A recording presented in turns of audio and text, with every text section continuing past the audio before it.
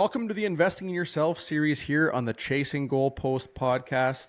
I'm Dustin Cosgrove, your host, and I'm joined by Randy Barker, our co-host on this series.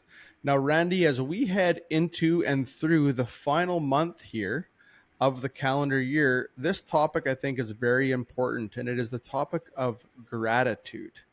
We've all been through, I'm sure, a lot in the last 11 or so months, good, bad, and indifferent. And so making sure we're grateful for what we have versus what we don't is going to be an extremely important part as we come down here home stretch of this final month of the year.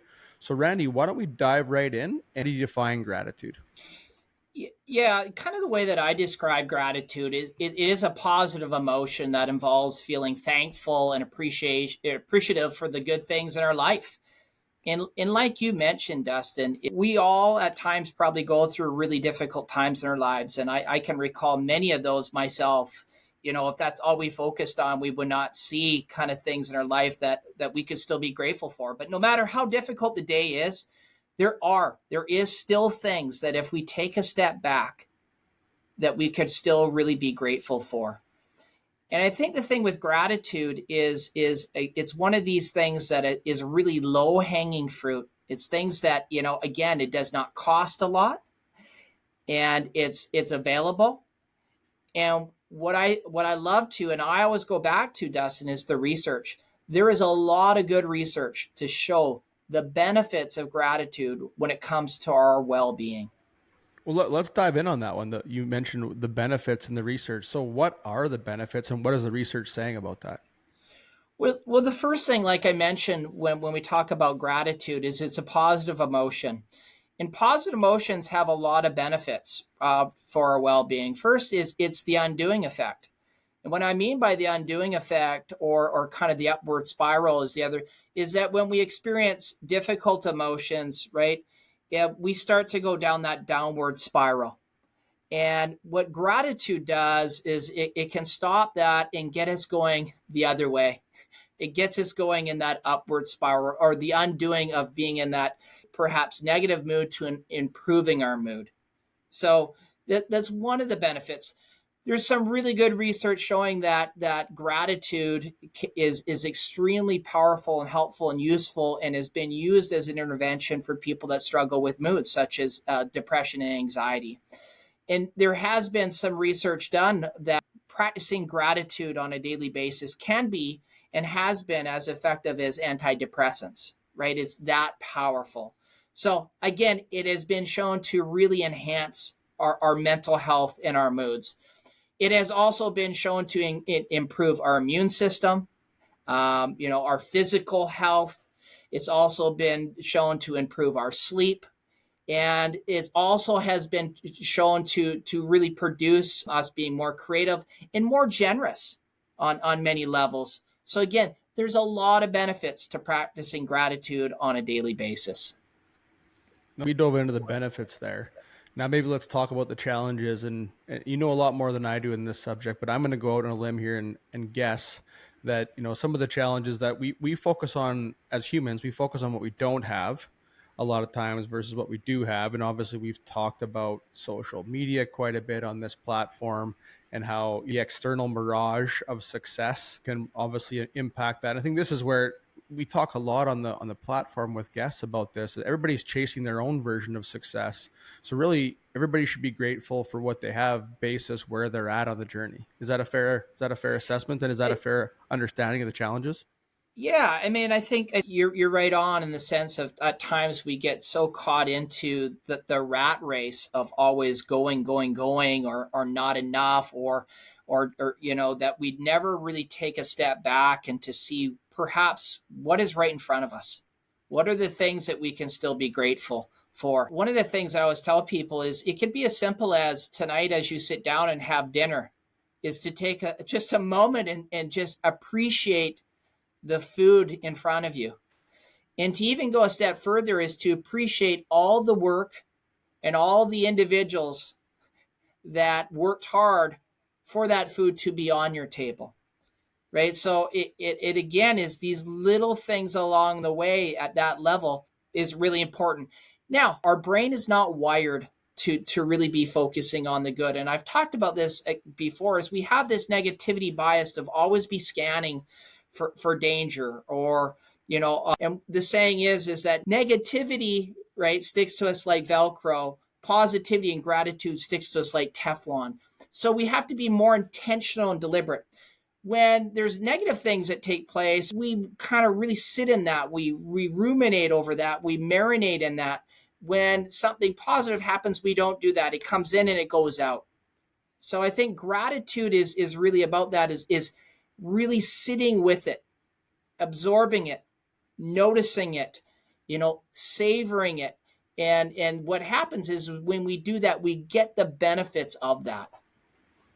That's a good call out there on the negativity bias, because obviously it's easy to focus on the negatives, right? We've talked about this before, and versus the positives. And so sitting down and saying, "Oh, I had a really tough day today, and one thing might have went bad, but there was four things that went good, and that one thing overshadows it," right? There's always that saying where they talk about the how many seconds there are in a day, and if somebody 10 of your seconds, are you going to let that wreck the rest of your seconds in a day? So that you mentioned this as an example when we sit down at the dinner table or eat a meal, and being grateful for the meal itself, the food itself, but also the people that have helped get it there. But what are some ways that we can practice gratitude? Is there a certain time frame, or is it really different for everybody to do this? Yeah, it's different for each person. I mean, I think again, it's like we've talked about on the pod many times, Dustin, is these things are a practice, right? I think it's the more that we do, the better we become at it. And that's really about the benefit of it, is the continued practice. And gratitude is one of these things that we can get into. Some of the things, like one of the interventions that's the most powerful is just writing or having a gratitude journal. And there's a lot of good research on this, of really being more intentional and deliberate about things that you're grateful, and writing them down and why. There's an exercise that I've used myself, and I use with others too, is what's three things that went well today and why. And what I tend to tell people is to do this at the end of the night. And the reason why is usually nighttime is a time that we tend to, as our brains is start to ruminate over things that didn't go well. So really taking that time to write down three things that went well and why, there's a lot of benefits to that. You and I have talked about this a little bit in the past, and you had said something to me about there's a difference between finding opportunities and finding problems. And I'm guessing that the negativity bias and this gratitude probably helps us find opportunities, because we're grateful at the end of the day. We're positive on the outlook. We're somewhat optimistic and realistic about the future. On the other side of that, when we're ungrateful or we're upset about something, where those problems are expanding in our minds as we try and get to sleep, etc. Is that a fair assessment? Yeah. I think really kind of the way I describe it is again, whatever we focus on grows. Whatever, right? Whatever we focus on grows, and I think it's part of where do we want to put our attention? Where do we want knowing the benefit?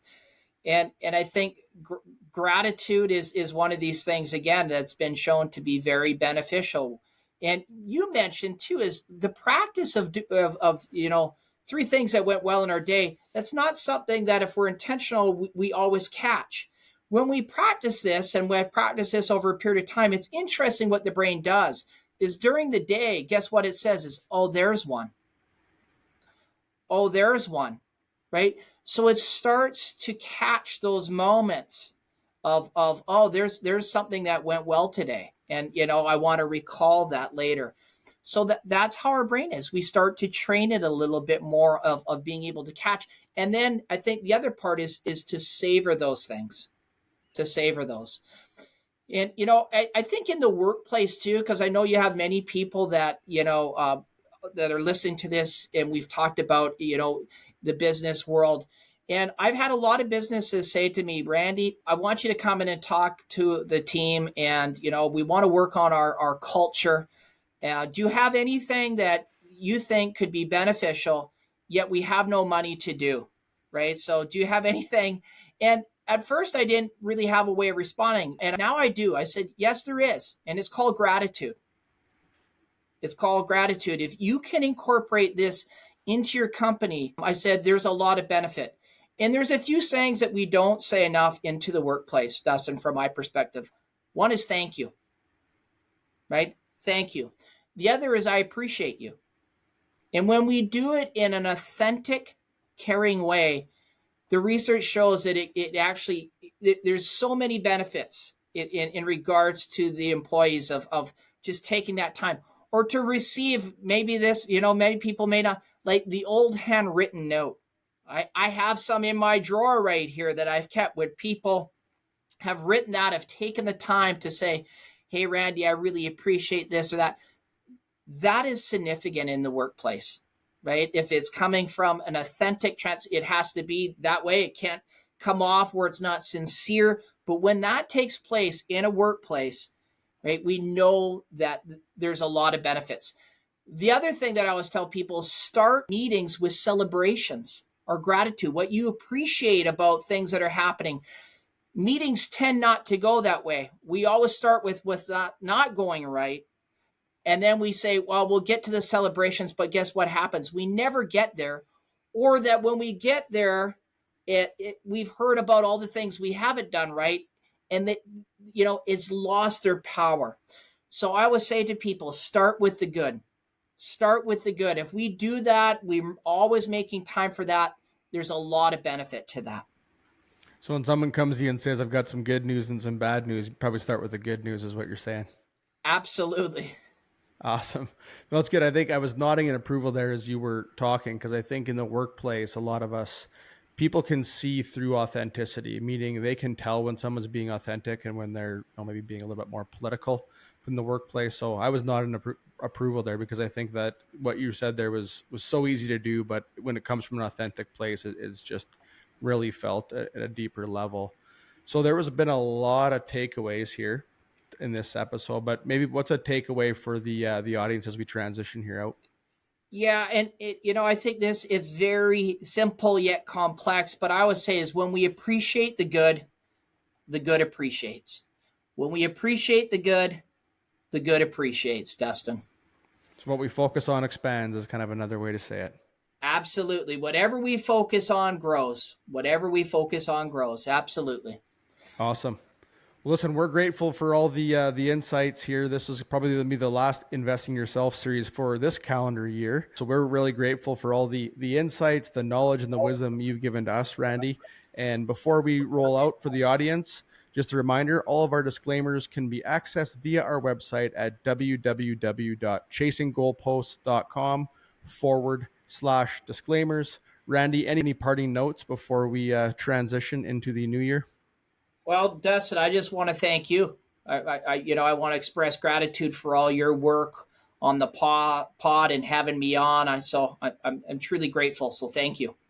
Awesome. No, likewise, as we talked about, and for the audience, we'll obviously have a couple more pod episodes before the end of the calendar year, but the Investing in Yourself series will pick back up in 2025. Thanks everyone for listening to this series this year, and we will see you in the new year.